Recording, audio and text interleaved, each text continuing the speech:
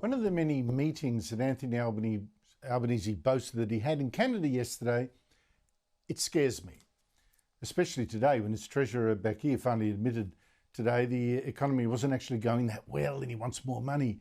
Albanese had a lovely time yesterday meeting the new German Chancellor. But I read that our Prime Minister then actually highlighted to the Chancellor the work his Albanese government is doing here on green hydrogen and other renewable energies, and then said Germany's successful manufacturing sector was a great model for Australia. And again, I wonder, what world does this Prime Minister live in?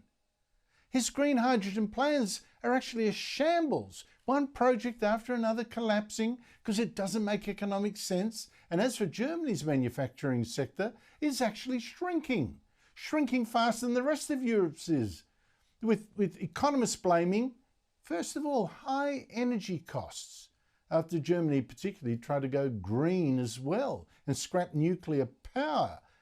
And it now looks like Germany is actually taking Australian manufacturing as the model, because look how manufacturing has almost vanished here as a percentage of our GDP. Again, with rising power bills now, one of the straws that breaks that camel's back.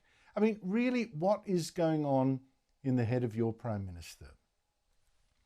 Well, at least his Treasurer, Jim Chalmers, today admitted, after the election, finally admitted, our economy isn't tracking quite as well as he's been claiming, and he needs help.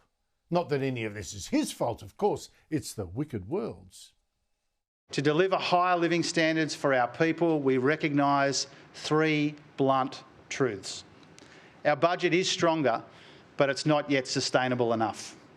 Our economy is growing, but it's not productive enough. It is resilient, but it's not resilient enough in the face of all of this global economic volatility. And it seemed from his speech that what Chalmers particularly wants is more money, more of your money. And I mean, even more of your money. I mean, he's predicting a decade of deficits to come, $1 trillion net debt next year, and it seems he must get more cash. Tax reform is so crucial to budget sustainability. Fiscal stability and regulatory certainty give businesses the confidence and clarity that they need to invest. And this relies on sustainable revenue to fund our priorities. You'd actually think the government needed spending reform when Chalmers actually boasted, like it was a sign of how tough he's been on spending. The spending on the National Disability Insurance Scheme is now blown out to 8%. Sorry, just 8% apparently, just 8% every year. We're on track to meet our NDIS growth target of 8% a year. Seriously, 8% increase a year, and that's a good thing, in a scheme that now has 1 in 35 Australians on it, all claiming to have a permanent and significant disability. 1 in 35. Has there been a nation so sick in history? No wonder this government is demanding more money.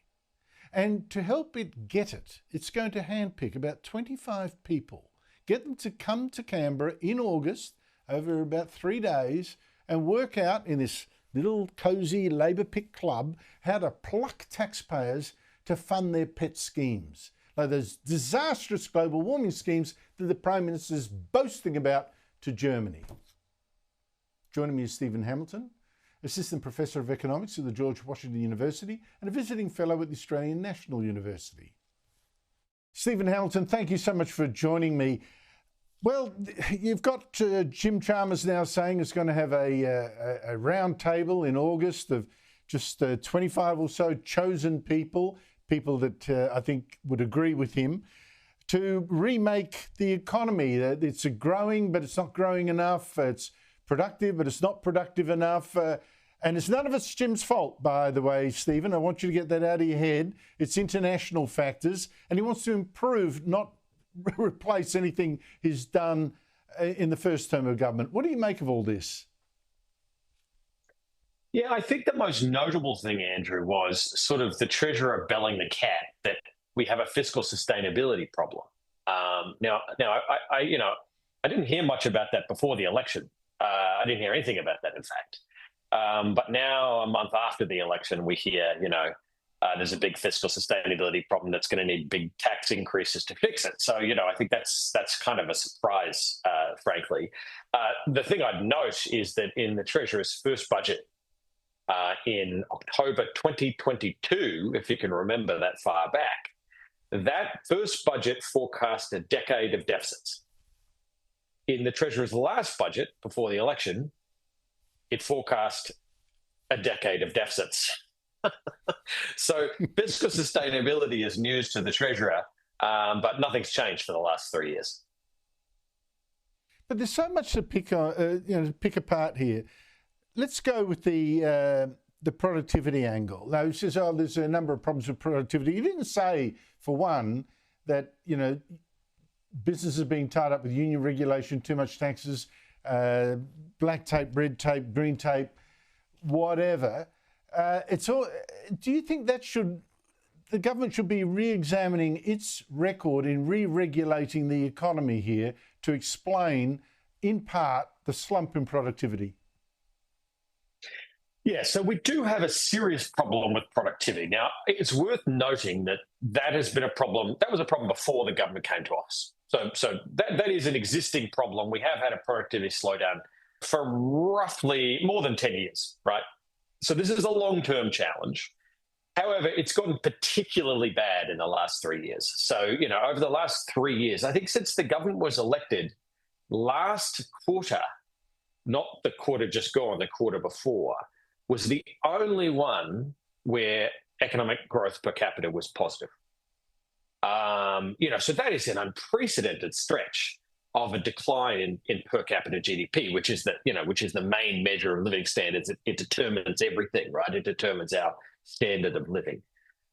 So that is a really long period, 3 years of basically no growth at all in per capita GDP, and actually it's gone down over that time. So we have to ask ourselves why that has happened. And I think, yes, there's no doubt we have an inefficient tax system. We have, a lot of red tape, a lot of regulation. Yes, all of these things are true. We've re-regulated the labour market.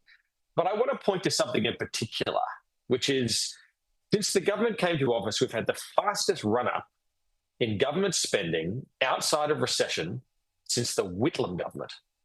That's, half a century ago, right?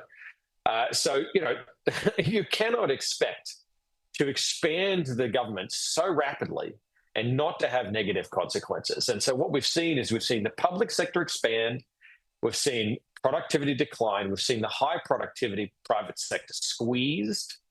And so it shouldn't be any surprise that we see what we see. That the same story is played out in the labour market, by the way, where basically all new jobs created in the labour market in the last few years have been what we call non-market jobs. That is, jobs created by government either directly or indirectly. So if this government, looking forward, wants to continue on that track, and we see this with, things like universal childcare being floated, then we can only expect more of the same. But he was also saying, look, he's conscious, of course, that taxes need to be lower, but he wants tax reform, and everything you see that they actually propose that's concrete means more taxes. How can that possibly be a problem, that they don't collect enough taxes when they've been spending and taxing like never before? Yeah, so we've had the fastest bracket creep. That is, everyone through their income taxes has paid more and more, a bigger share of their income in taxes over the last few years because of this very high inflation, and that's caused a massive increase in income taxes. And the government's current policy, this is its policy, it's in the budget papers, is to let that bracket creep rip over the next decade. And I did some sums. If you look at an average Australian worker today, if we let that go, in 5 years, that Australian worker will pay $1,500 a year more in tax in real terms than they're paying today, right?